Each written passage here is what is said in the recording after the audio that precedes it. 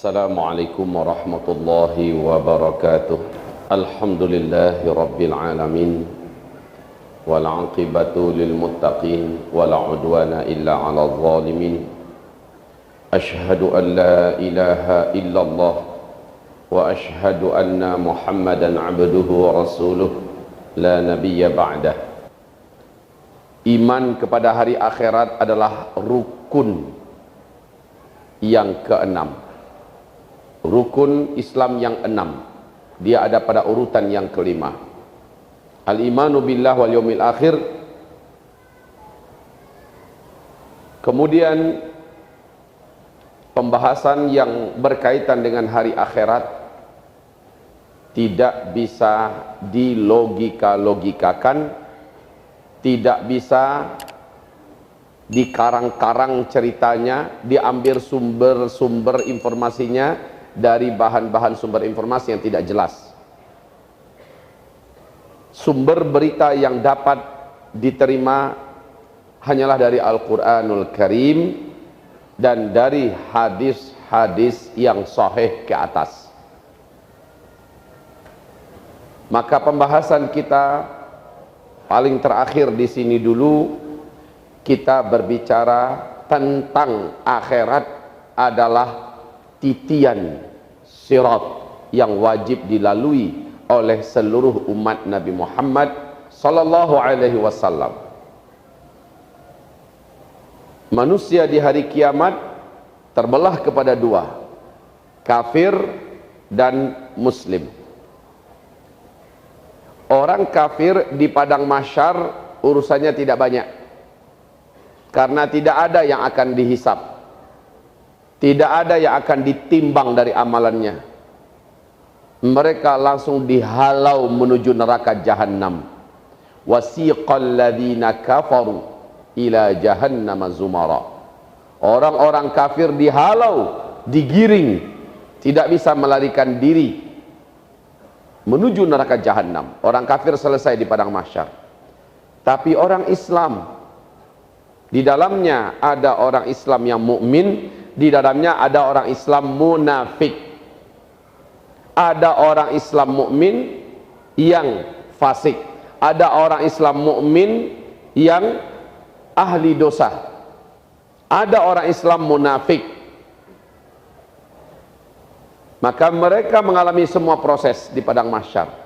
Mereka dihisap, mereka ditimbang amalannya, mereka menerima kitab dari tangan kanan atau tangan kiri.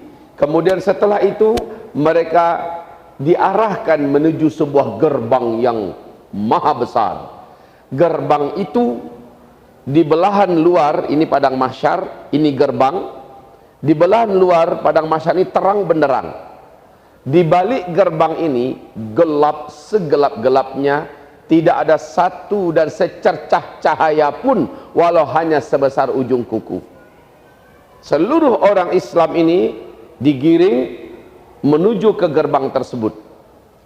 Secara spontan dan otomatis orang Islam yang beriman ketika masuk gerbang itu, mereka langsung bercahaya tubuhnya. Rasulullah mengatakan cahaya mereka berbeda-beda, dan ini sudah kita sampaikan dulu. Yang tidak punya cahaya sama sekali adalah orang-orang munafik. Ini yang tidak punya cahaya sama sekali. Orang-orang beriman, mereka langsung tahu kemana mereka harus melangkah, menuju ke arah jurang yang maha dalam. Isi jurang itu adalah neraka jahanam. Di atasnya terbentang jalan khusus atas nama dia. Dan jalan ini tergantung lebar dan besarnya kepada sebanyak apa, sehebat apa amalan orang beriman ini di dunia. Masalah titian sudah selesai kita bahas.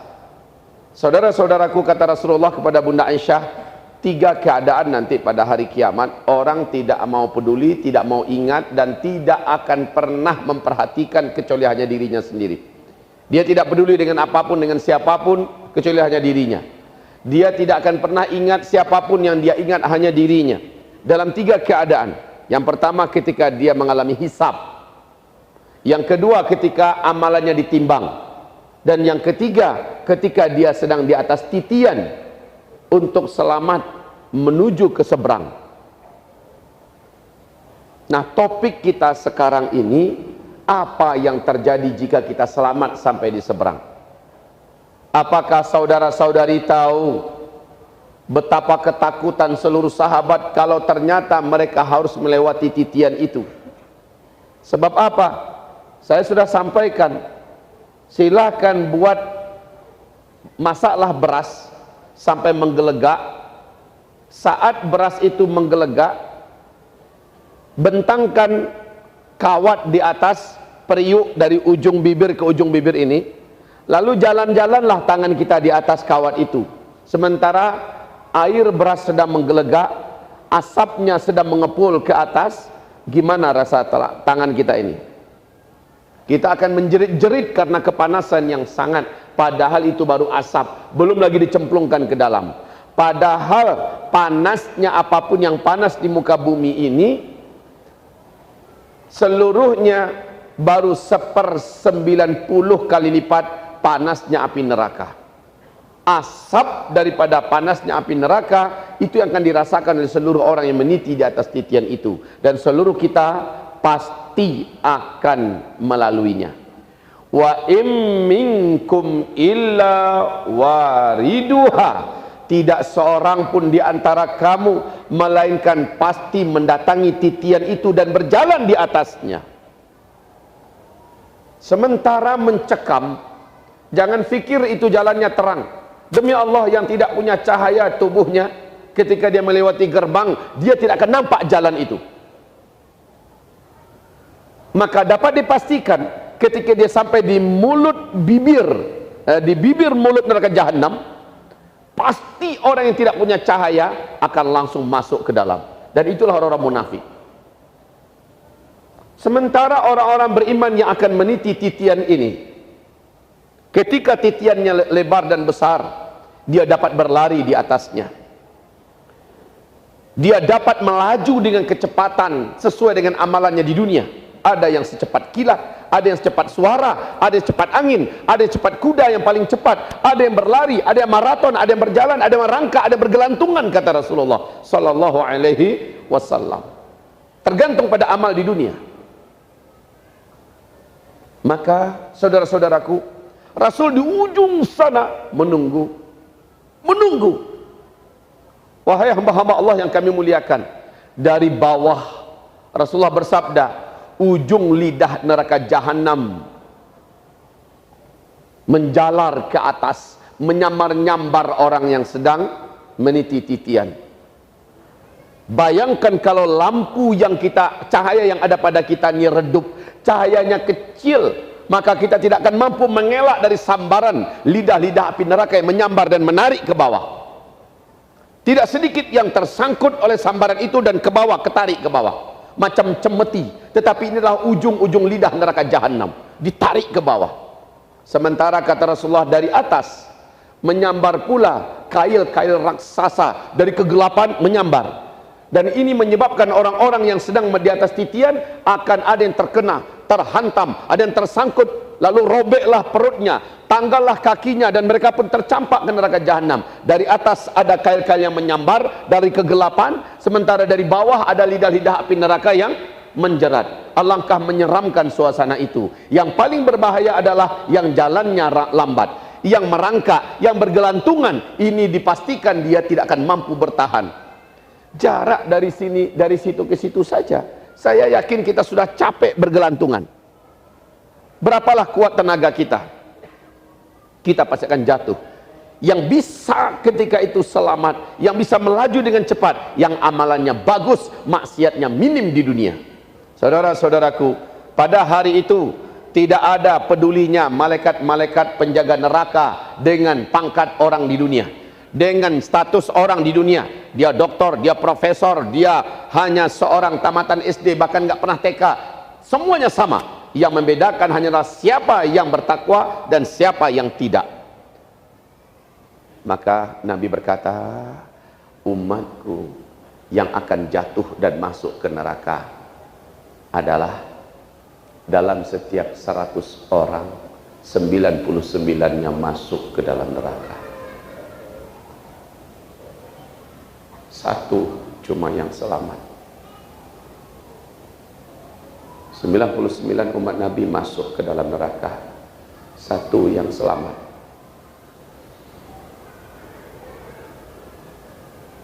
Saat kondisi yang Nabi mengatakan ini, kalau normal hati kita sekarang, seharusnya kita ketakutan dan menggigil. Saya nanti bagaimana? Saya nanti di mana? Sedangkan level para nabi saja kehilangan kepercayaan diri nanti di hari kiamat. Level para nabi saja menggeleng ketika ada yang meminta bantuan, tolong kami, tolong kami. Apa kata para nabi? Saya pun tak selamat hari ini, entah tidak. Bagaimana dengan kita?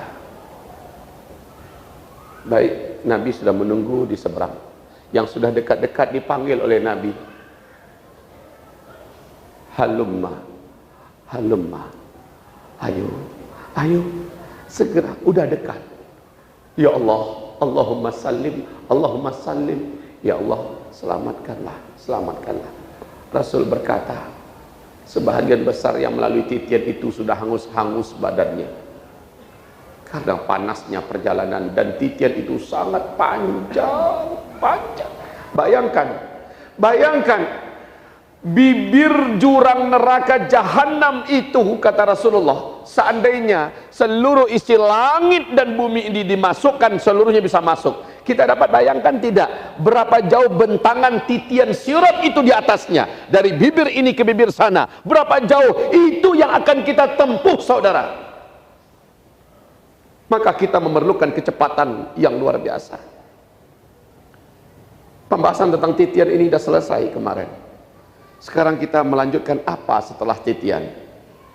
Ada yang sudah dekat, jarak-jarak berapa meter saja lagi, dia sudah tak kuat, dia sudah tak sanggup, tenaganya sudah habis, dia pun akhirnya terjatuh. Ada yang sudah dekat, tersambar oleh sambaran, jatuh. Ada yang sudah dekat, tergelincir, jatuh. Nah, yang selamat langsung disambut oleh Nabi sallallahu alaihi wasallam. Dipersilahkan untuk meminum air telaga yang Allah sebutkan khusus untuk Nabi Muhammad. Telaga itu namanya telaga Al-Kautsar. Gelas-gelasnya tersedia sepanjang bibir telaga. Orang-orang mulai meminum air tersebut. Siapa yang meminumnya? Rasul bersabda, semua dahaga akan hilang selama-lamanya. Siapa yang menyiramkan ke rambutnya, menyiramkan ke kepalanya, maka semua yang hangus, semua yang cacat dan rusak selama perjalanan atas titian kembali menjadi normal, dan dia menjadi bersih dan wangi. Namun ada orang-orang yang ketika mendekati telaga Nabi ditarik oleh malaikat-malaikat yang ada di sana, oleh para petugas-petugas Allah, ditarik. Lalu dilepas kembali, dia berusaha mendekat lagi karena haus. Dia mendekat lagi, ditarik lagi. Tidak diizinkan, nampak oleh Nabi Muhammad. Apa kata Rasulullah? Wahai para malaikat, kenapa kalian menghalangi? Kenapa kalian tarik? Ini kan umatku. Mereka kan sudah lewat dari titian. Biarkan mereka meminum air yang memang telah dihadiahkan Allah untukku. Apa kata para malaikat ini? Ya Muhammad, innaka la tadri. Hai Muhammad, engkau tak tahu kan apa kesalahan mereka setelah engkau pergi? Innaka la tadri ma ahdatsu ba'daka. Kesalahan mereka yang paling besar adalah mereka mengarang-ngarang ajaran atas nama agama yang engkau bawa, sementara engkau tidak pernah mengajarkan begitu. Mereka karang-karang seolah itu adalah ajaranmu. Mereka buat-buat amalan wiridan yang seolah itu engkau yang buat. Ahdatsu ba'dak, engkau tidak pernah melakukannya, engkau tidak pernah memerintahkannya, engkau tidak pernah menyuruh mengerjakannya, mencontohkannya, tapi mereka buat-buat sendiri. Inilah mereka-mereka yang hari ini tidak layak untuk meminum air telagamu. Hati-hati. Jangan fanatik dan membabi buta mengikut kepada orang yang kita elu-elukan, sementara tanyakan yang diajarkannya ini ada enggak contohnya dari Rasulullah SAW? Ada enggak dalilnya dari Al-Quran? Ada enggak hadisnya? Siapapun yang menyampaikan apapun ajarannya, tapi Nabi tidak pernah buat. Dalam hadis sahih Bukhari Muslim, Nabi sudah bersabda, "Man amila amalan laisa alaihi amruna fahuwa raddun."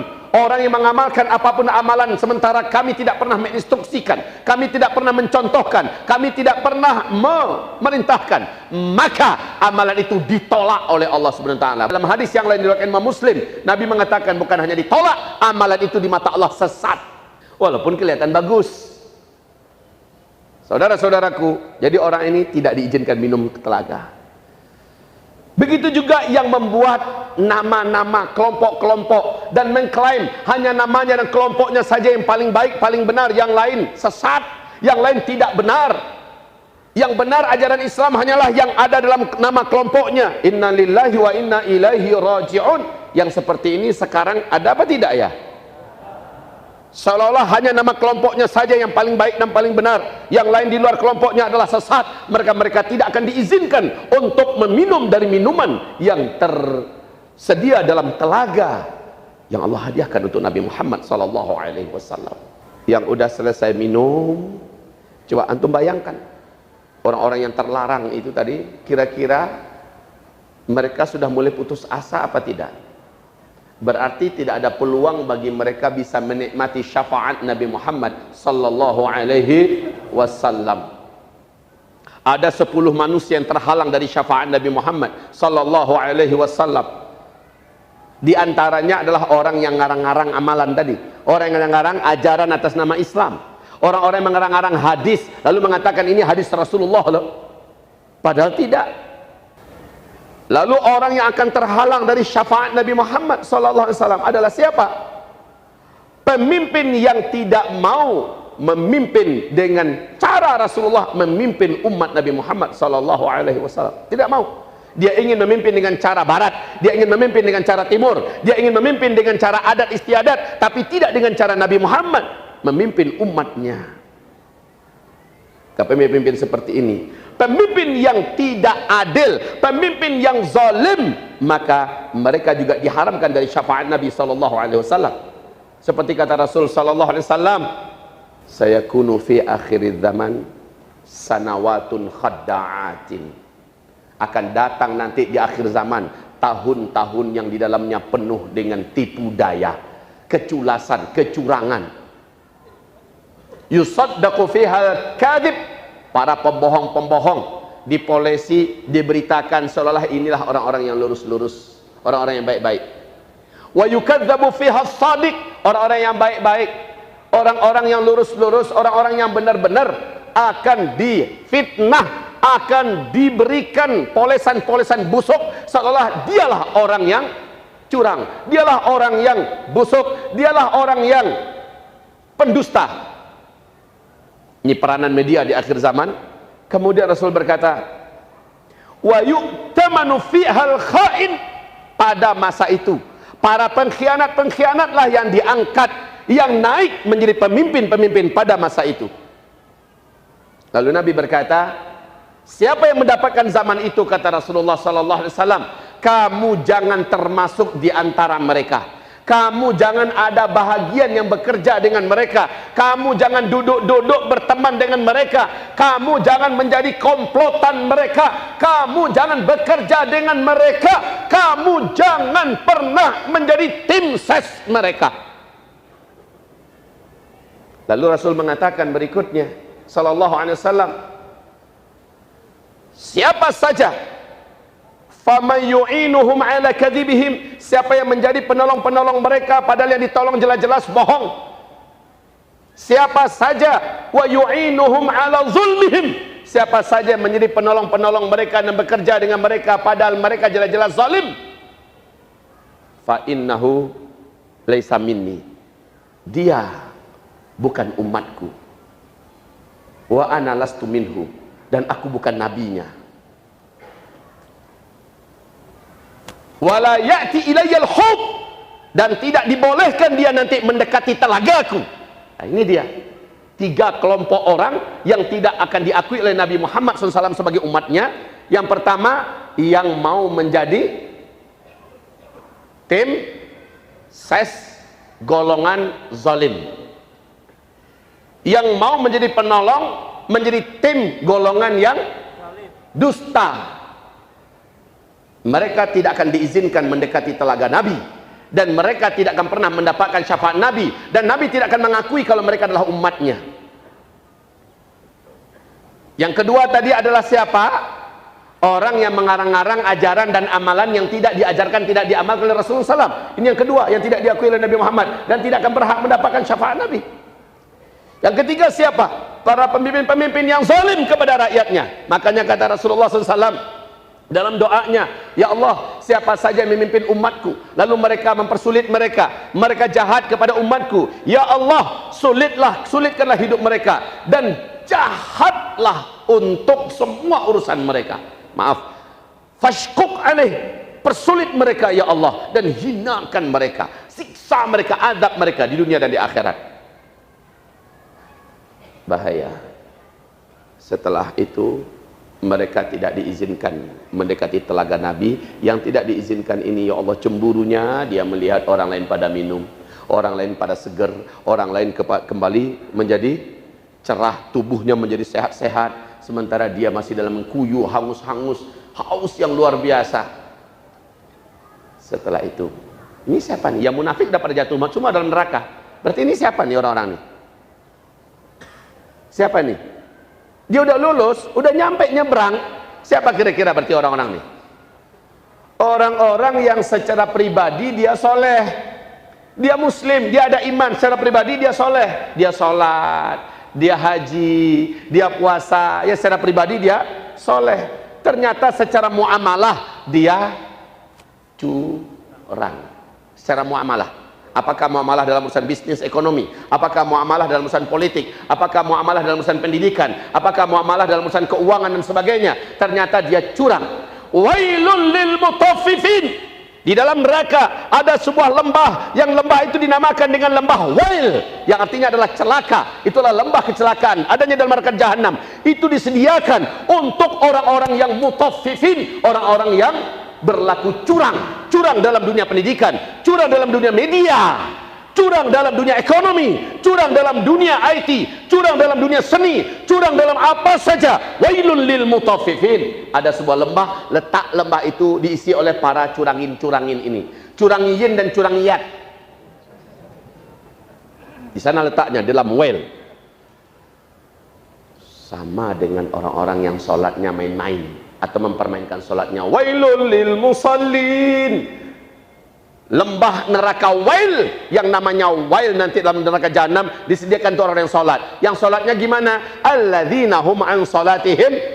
Orang yang sholatnya main-main, orang yang sholatnya lupa-lupain, orang yang sholatnya ditunda-tunda, di ujung-ujung waktu udah mau habis baru dia sholat. Orang yang sholatnya juga nggak fokus, konsentrasinya nggak ada. Orang yang sholatnya malah betul-betul dia sengaja, kadang-kadang sholat, kadang tidak, dengan sengaja dia mempermainkan sholat.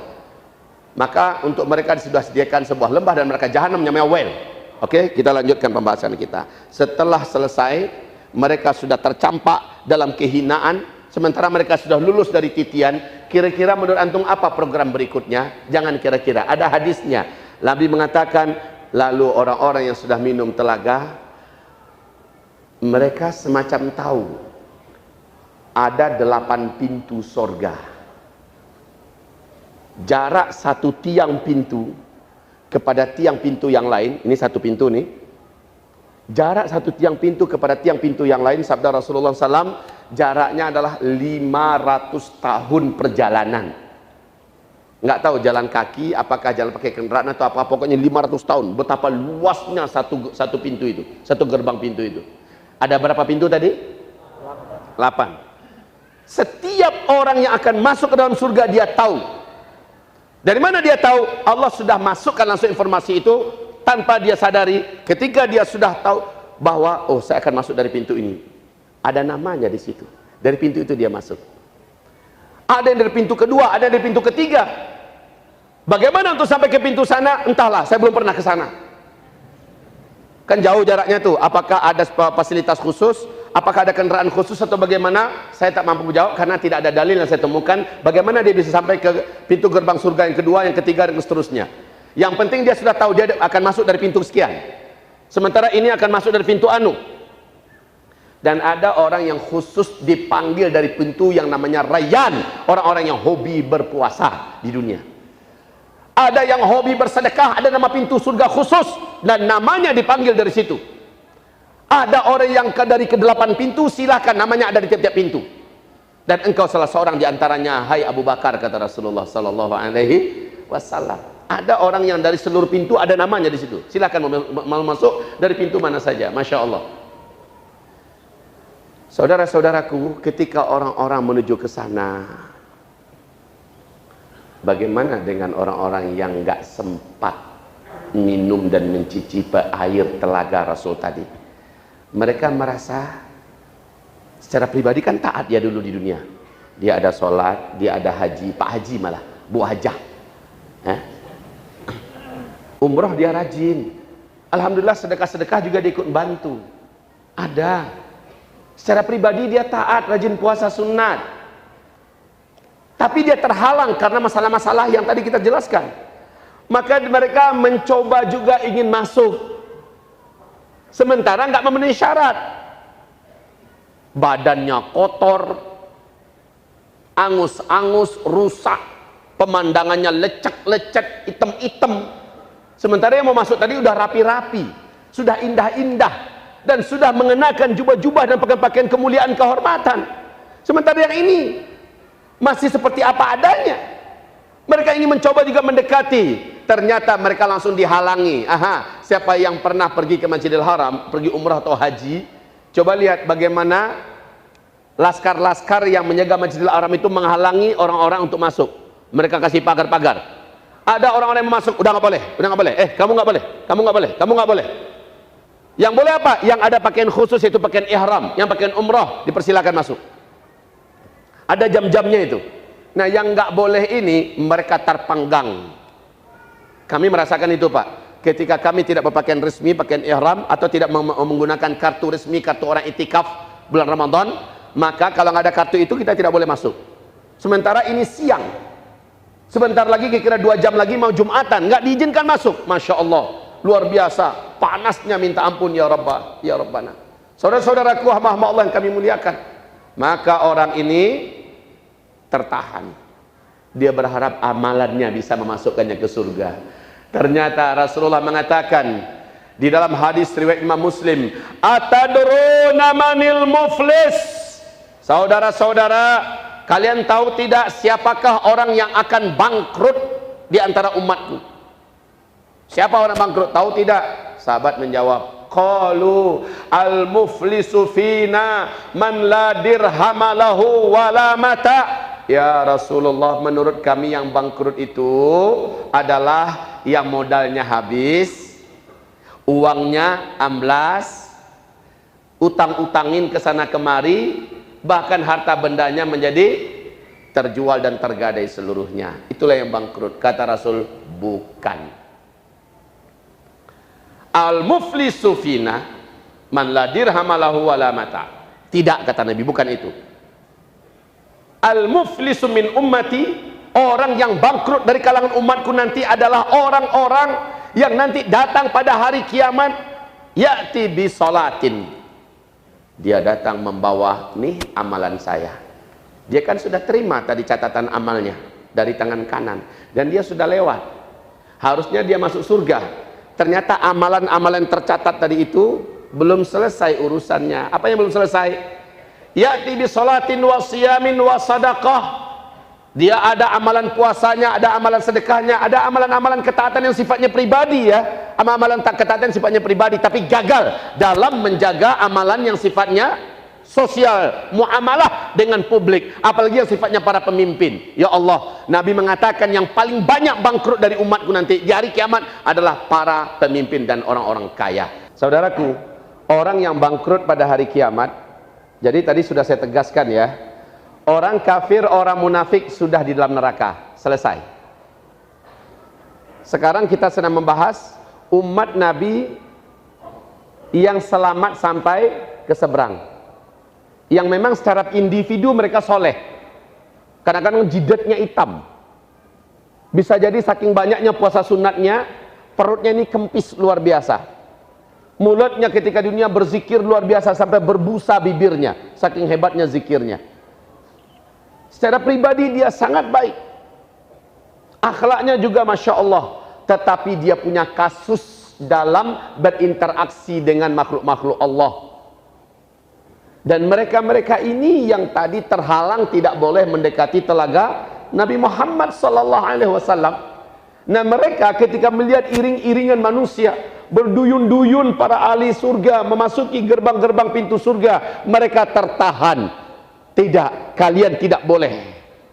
Urusan kalian belum selesai. Siapakah mereka ini? Ini yang dibahasakan oleh Nabi Muhammad, umatnya yang bangkrut. Mereka datang membawa amalan-amalan pribadi ketika mereka hidup di dunia, soleh-soleh, taat-taat, amalannya banyak dan baik-baik. Tetapi ada orang di dunia yang dulu dizaliminya dan belum selesai di dunia, maka orang yang dizalimi itu datang kepada Allah Subhanahu wa taala. Ada orang yang ketika di dunia hutang dengan sengaja tidak dia bayar, padahal dia tahu dia berhutang, udah diingatkan tetapi masih mengelak. Ada orang yang ketika di dunia mulutnya ini telah menyebabkan orang-orang itu akhirnya dipenjarakan, diusir oleh warga, bercerai dari suaminya, gara-gara mulutnya yang suka mengadu domba, memfitnah kesana kemari, yang hobi menjadi jurnalis, para wartawan, memberitakan berita-berita yang dusta. Maka mereka ini kalau secara pribadi mereka adalah soleh dan taat, demi Allah dia bangkrut nanti pada hari kiamat. Ada orang yang karena kuat, badannya hebat, ilmu bela dirinya, dan dia bersenjata, dia kemplangin orang, dia pukul orang, bahkan dia siksa orang. Maka orang-orang ini seluruhnya nanti akan menjadi orang bangkrut pada hari kiamat. Mungkin orang yang disakiti tidak bisa membalas di dunia, tidak mampu menuntut dah kemana dan kepada siapa menuntut. Tapi ada nanti pada hari kiamat pengadilan Allah yang menyebabkan orang yang dulu zalim, orang yang dulu jahat, menyakiti secara fisik, akan bangkrut pada hari kiamat. Kalian tahu siapa yang bangkrut itu? Orang yang datang membawa amal-amalan soleh, lalu seluruh amalan soleh mereka diambil-ambil oleh Allah, dibagikan kepada orang-orang yang dulu ketika di dunia urusannya dengan orang-orang itu belum selesai di dunia. Akhadha hadha min khatayah, akhadha hadha min khatayah. Ketika amalan-amalan solehnya sudah fa'in faniyat hasanatuhu, ketika seluruh amalan-amalan solehnya sudah habis dibagi-bagi oleh Allah kepada orang-orang yang di dunia dia sakiti, dia zalimi, dia fitnah, dia pukul, dia curangi dan sebagainya, maka kata Rasulullah, fa'in faniyat hasanatuhu, ketika seluruh amalan-amalan solehnya sudah habis, sementara orang-orang yang dizaliminya masih banyak yang antri. Anda bisa bayangkan tidak bagaimana kalau dia adalah seorang lurah, maka berapa banyak orang yang di bawah kelurahannya. Anda bisa bayangkan tidak bagaimana dengan seorang camat, bagaimana orang satu kecamatan yang sudah dizaliminya, yang sudah disakitinya, yang sudah dimakan haknya, yang sudah dicuranginya. Anda bisa bayangkan bagaimana dengan seorang wali kota, seorang bupati, bagaimana dengan seorang gubernur, bagaimana dengan seorang presiden. Anda bisa bayangkan tidak betapa banyak yang harus dia pertanggungjawabkan nanti di hadapan Allah. Rasulullah bersabda, 10 orang saja di bawah wilayah kekuasaannya, dia pemimpinnya, 10 orang saja. Apa yang akan terjadi nanti di hadapan Allah? Siapapun yang di bawah kekuasaannya ini, ada wanita muslimah, dia sudah akil balik, sudah besar tapi tidak menutup aurat, dia membuka jilbab, maka yang ditanya, yang bertanggung jawab di hadapan Allah adalah pemimpinnya. Cuma 10 orang Pak, sudah cukup ini membuat orang menyesal pada hari kiamat. 10 orang dipimpinnya. Kalau RT berapa orang yang dipimpin oleh Pak RT? Ada berapa kakak? Lebih dari 10 pastinya, betul? Maka siapa dalam satu RT-nya itu ada wanita-wanita muslimah yang tidak menutup aurat, yang tidak mengenakan pakaian muslimah, yang ditanya dan bertanggung jawab nanti di hadapan Allah adalah sang kepala RT. Bagaimana dengan RW? Ada berapa RT di bawah RW? Ada berapa laki-laki yang berjudi di kampungnya, di RW-nya, dan dia tahu. Ada berapa laki-laki yang tidak sholat, dan dia tahu. Sementara laki-laki itu adalah muslim. Umar bin Khattab dikejarnya siapa yang ketahuan ada dukun di kampungnya, ada dukun di wilayah kekuasaannya, dikejar, tangkap sampai dapat. Dan Umar bin Khattab radhiyallahu anhu bersumpah, saya tidak akan kenyang sebelum saya pastikan warga saya sudah makan semua, baru saya makan. Dia bertanggung jawab kalau ada yang kelaparan.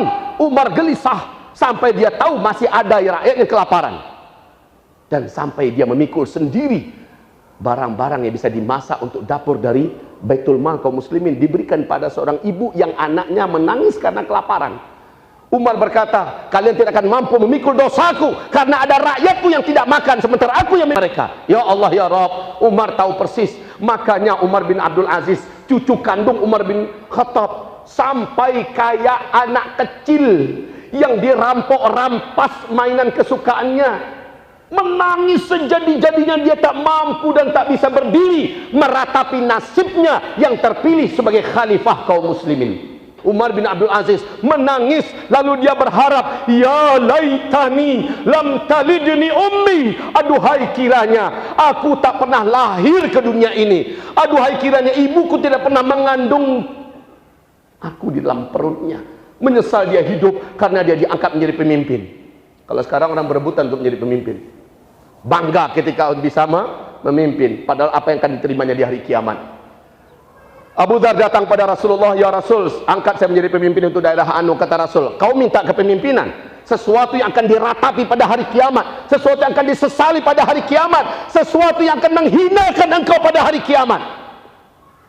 Maka para pemimpin, kata Rasulullah dalam hadis ketika Rasul bercerita tentang Isra Mi'raj, aktsaru ma ra'aitu min ummati, aktsaru ma ra'aitu min ummati finnar, kebanyakan yang aku saksikan dari kalangan umatku di dalam neraka. Dari kalangan umatku, kata Rasulullah, az-zu'ama, para penguasa, para pemimpin. Di hadis yang lain, al-aghniya, orang-orang kaya. Karena banyak pemimpin yang tidak memimpin, menyelamatkan agama rakyatnya, agama umat ini. Ketika ada yang berzina, ketika ada yang merampok, ketika ada yang mencuri, ketika ada yang korupsi, ketika ada yang tidak sholat, ketika ada yang buka jilbab, ketika ada yang korupsi, ketika ada yang melakukan dosa, yang bertanggung jawab dulu nomor satu di depan Allah adalah siapa pemimpinnya. Begitu. Bukan berarti yang berbuat dosa tidak disidang oleh Allah, tetap mereka mengalami sidang yang sifatnya pribadi pula dengan Allah, tetapi pemimpinnya ini luar biasa. Maka sekali lagi, jangan pernah silau mata kita melihat para pemimpin. Baik, saudara-saudariku, hamba-hamba Allah yang kami muliakan, ini orang-orang bangkrut, diapain oleh Allah berikutnya? Rasul melanjutkan, ketika bangkrut dia, amalannya sudah habis, dosa-dosa orang yang datang, masih ada saja orang yang datang, ya Allah, aku dulu di dunia, hutangku tidak dibayarnya, sementara amal solehnya sudah habis. Bagaimana berikutnya, kata Rasulullah? Allah ambil dosa orang yang dizalimi ini, lalu dipindahkan kepada pihak yang menzalimi. Amal soleh habis, dosa nambah.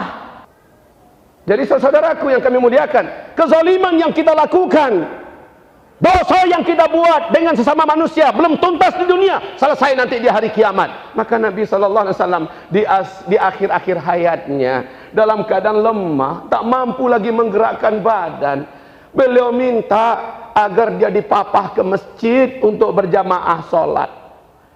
Maka tampillah Ali bin Abi Thalib dan Abdullah bin Abbas. Rasulullah pun dipapah oleh dua orang lelaki ini. Saking lemahnya Rasulullah, dua ujung kaki Rasulullah membentuk dua garis di jalan. Artinya tak mampu lagi Rasulullah menggerakkan dan melangkah menapaki jalan. Sudah bergantung begitu, kayak keseret gitu. Dibawalah oleh Ali bin Abi Thalib dan Abdullah bin Abbas. Lalu dengan lemas dan lemah beliau duduk di depan para sahabat. Singkatnya beliau mengatakan, segala urusan dunia kita yang belum selesai, ayo kita selesaikan sekarang. Kayaknya saya udah nggak lama nih. Nangis sahabat semua. Terbayang oleh sahabat ini kayaknya udah dekat masa perpisahan. Nabi berulang-ulang mengatakan, saya tidak mau nanti urusan ini berkepanjangan, berlanjut nanti di akhirat. Di akhirat tidak akan ada yang sudi memaafkan. Please forgive me. Nggak ada cerita itu. Maafkan aku. Nanti suami bahkan menuntut istri, istri menyalahkan suami. Anak mencoba mencari-cari orang tua untuk menyeret orang tua ini dalam kasusnya, untuk memasukkan orang tuanya ke neraka ketika urusan di dunia nggak selesai.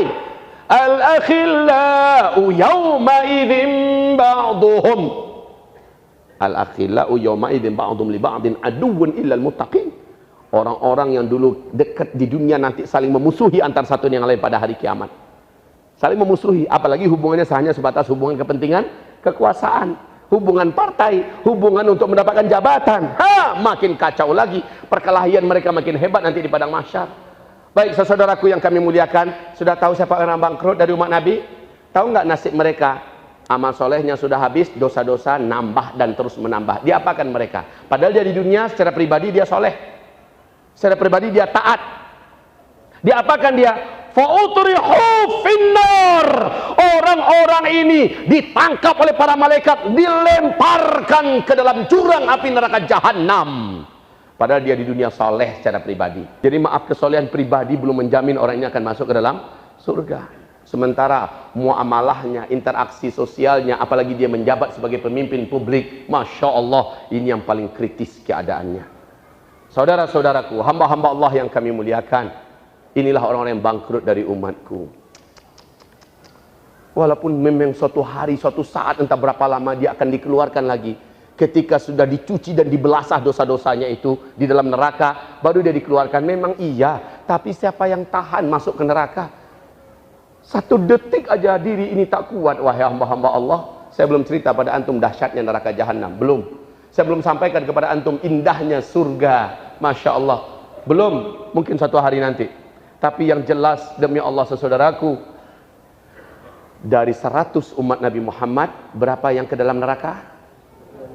99. Satu yang benar-benar tidak nyicipin neraka. Satu. Maka pastikan satu itu adalah Anda orangnya. Satu itu adalah Anda orangnya. Yang satu itu adalah Anda orangnya. Anda orangnya. Pastikan yang satu orang itu adalah kita. Yang 99 biar selain kita. Maka semuanya bertekad itu. Jangan buat dosa, jangan buat kemungkaran, jangan biarkan kemungkaran.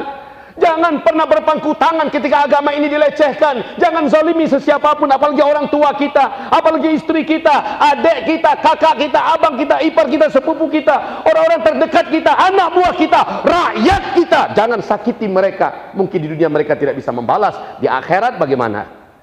Kita beriman dengan hari akhirat, ada kehidupan berikutnya. Maka tema kita, hampir kita tutup malam ini dengan judul orang-orang bangkrut pada hari kiamat. Ya, orang-orang yang bangkrut pada hari kiamat. Padahal dulu di dunia, Masya Allah, bahkan sampai-sampai orang menyangka beliau ini mungkin hampir sampai ke maqam waliullah, saking solehnya, saking taatnya. Ya Rab, saudara-saudaraku, hamba-hamba Allah, mudah-mudahan Allah melindungi dan mencintai antum semua. Amin. Semoga antum takut kepada Allah di mana saja antum berada. Demi Allah, saudaraku, kita buat amal, buat amal, buat amal, buat amal, buat amal. Antum fikir mana yang paling cepat memasukkan kita, amal-amal ini memasukkan kita ke surga atau dosa memasukkan kita ke neraka? Mana yang paling potensi? Amal memasukkan ke surga, amal yang baik, atau amal yang jahat memasukkan ke neraka? Mana yang paling potensi? Seorang wanita dilaporkan pada Rasulullah, ya Rasul, ini wanita sholatnya lama ya Rasul, bacaan Qur'annya banyak ya Rasulullah, tiap sebentar khatam, zikirnya menakjubkan kami ya Rasulullah, wanita ini luar biasa ibadahnya. Tapi ya Rasulullah, mulutnya banyak membuat orang-orang tersakiti. Maka kata Rasulullah, innaha finnar, wanita itu nanti di dalam neraka, kata Rasul. Amal soleh yang banyak, tapi interaksi dengan manusia rusak, maka wanita itu di dalam neraka. Maka saya ingatkan kepada siapa yang mungkin memiliki kekuasaan, kekuatan, yang memiliki senjata, yang memiliki power, yang memiliki ilmu bela diri, ilmu ini, ilmu itu segala macamnya, sehingga orang-orang lain takut pada kita. Awas, malaikat maut nggak pernah gentar dengan siapapun dan belum pernah ada yang bisa mengelak dari kematian ketika didatangi oleh malaikat maut. Dan Allah tidak pernah ada memilih milah.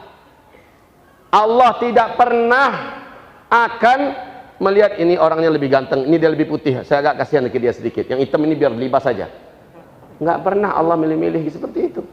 Yang Allah lihat, yang jahat mesti mendapatkan hukumannya, yang baik akan mendapatkan pembelaan dari Allah Subhanahu wa Ta'ala. Apa yang kita saksikan sekarang, tenang, ada Allah. Apa yang kita saksikan sekarang, tenang, ada Allah Al-Muntaqim, Allah yang maha membalas. Tenang, don't worry about it. Jangan khawatir, ada Allah.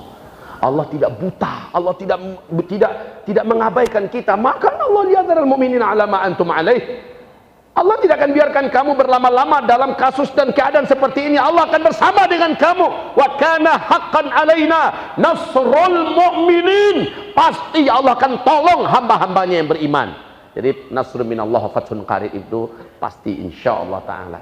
Saudaraku, jangan buruk sangka pada Allah dan jangan zalimi hamba-hamba Allah. Jangankan orang, Pak, kucing aja disakiti, ditangkap, dimasukkan ke dalam kandang, tidak dikasih makan, tidak dikasih minum, dan disekap sehingga kucing itu tidak bisa mencari makan dan minum sendiri, mati dalam keranjang. Apa kata Rasulullah? Si pelaku dalam neraka. Kucing saja dibegitukan, pelakunya dalam neraka. Bagaimana orang yang begitukan? Digebukin sampai hancur tulangnya. Bagaimana orang yang dipentungin sampai berdarah dan pecah tengkorak kepalanya? Allah. Oke, dia tidak bisa membalas di dunia, tapi pasti dia akan berhadapan dengan persidangan yang maha sempurna, yang maha adil. Saudara-saudaraku, takutlah kepada Allah Subhanahu wa Ta'ala. Sedangkan kucing saja dibegitukan, Allah marah. Sementara anjing, seorang pelacur menyelamatkan anjing. Seorang pelacur memberi minum anjing yang kehausan dan hampir mati. Lalu pelacur ini turun masuk ke dalam sumur dan membawa air ke atas sehingga si anjing minum. Syakarallahu lahu wa ghafara dzambaha. Allah berterima kasih pada pelacur ini. Dan Allah berikan kepada sang pelacur ini bentuk terima kasih Allah. Allah ampuni dosa-dosanya. Karena anjing yang diselamatkan. Ini anjing, Pak. Bagaimana dengan para petugas KPPS kita yang hampir 700-an orang mati? Bagaimana pembelaan kita kepada mereka? Untuk yang berkuasa, jika kalian takut kepada Allah, bagaimana sidang kalian di hadapan Allah untuk hampir 700 nyawa? Sementara kalian yang memimpin, kalian bertanggung jawab dengan rakyat kalian. Satu orang saja yang mati terbunuh, Anda penguasanya, Anda bertanggung jawab di hadapan Allah Subhanahu wa Ta'ala. Takutlah kepada Allah Subhanahu wa Ta'ala. Takutlah kepada Allah, wahai calon-calon mayat. Takutlah kepada Allah. Maka setelah mendengarkan kajian ini, ingat-ingat kembali sebelum berbuat, saya akan mengalami proses atas apa yang saya lakukan ini.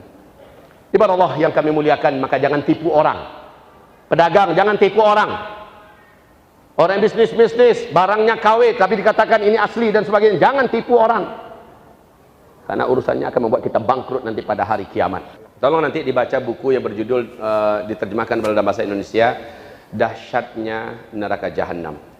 Apakah nanti air laut yang ada di dalam neraka, apakah sumur-sumur dan air sungai yang ada dalam neraka nanti akan berbentuk api? Jawabannya, Rasulullah sudah menjelaskan itu. Masya Allah. Ternyata apapun yang ada di dalam neraka, ada dua unsur saja, panas dan dingin. Ada ruangan yang maha dingin, namanya Zamharir. Dan selebihnya adalah Naru Jahannam. Jika dia adalah nanah, maka dia nanah yang maha busuk. Dan nanah itu juga panas, membuat meleleh. Dia lebih panas daripada ter yang mendidih. Dia lebih panas daripada timah yang mendidih. Dan nanah-nanah di alam neraka itu berbentuk sungai. Dia adalah dari selangkangan-selangkangan para wanita-wanita pelacur yang ada di dalam neraka. Itu bentuk sungai-sungai, dan ini akan diminum oleh penduduk neraka nanti. Sementara makanan mereka juga berbentuk kepala-kepala setan, berduri-duri yang akan membuat koyak-koyak dan robek-robek tenggorokannya, dan seterusnya. Apapun yang berkaitan dengan neraka jahanam, ada petunjuk-petunjuk Rasulullah menyampaikannya. Tetapi karena kita belum pernah ke sana, dan na'udzubillah, semoga tidak pernah ke sana, kita hanya mengandalkan informasi yang ada dalam ayat-ayat dan hadis-hadis yang sahih ke atas, maka tidak bisa dilebih-lebihkan sebatas dari apa yang sudah disampaikan oleh Rasulullah sallallahu alaihi wasallam. Allahumma shalli wa sallim ala hadzal nabiyil karim wa ala alihi wa sahbihi ajma'in wa man tabi'ahu bi ihsanin ila yaumiddin. Allahumma ighfir lil muslimina wal muslimat wal mu'minin wal mu'minat al ahya'i minhum wal amwat bi rahmatika ya sami'un qaribun mujibud da'awat. Rabbana la tuzigh qulubana ba'da idh hadaitana wa hab lana min ladunka rahmah innaka antal wahhab. Ya Allah, kami seluruhnya adalah hamba-hambamu, kami makhlukmu, kami milikmu, kami semua hidup dengan izinmu, dengan nikmatmu, dan kami semua pasti akan pulang kembali kepadamu. Ya Allah, kami berdoa kepadamu di malam hari ini. Kami angkat tangan-tangan kami yang telah bergelimang dan berlumuran dosa ini, ya Allah.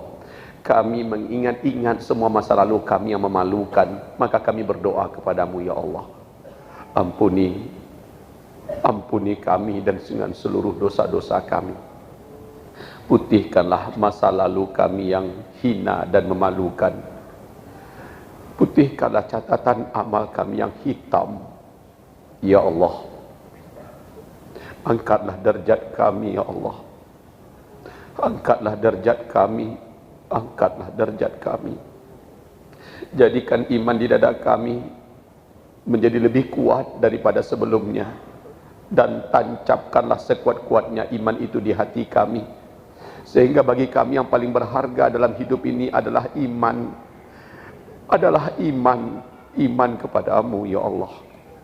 Ya Allah, tolonglah orang-orang lemah, wahai walinya kaum mustad'afin. Tolonglah para mujahidin dan mujahidat, para ulama mukhlisin dan mukhlisat. Allahumma wa taqabbal minna du'a ya arhamar rahimin. Rabbana atina fid dunya hasanah wa fil akhirati hasanah wa qina adzaban nar. Subhana rabbika rabbil izzati amma yasifun wa salamun alal mursalin walhamdulillahi rabbil alamin.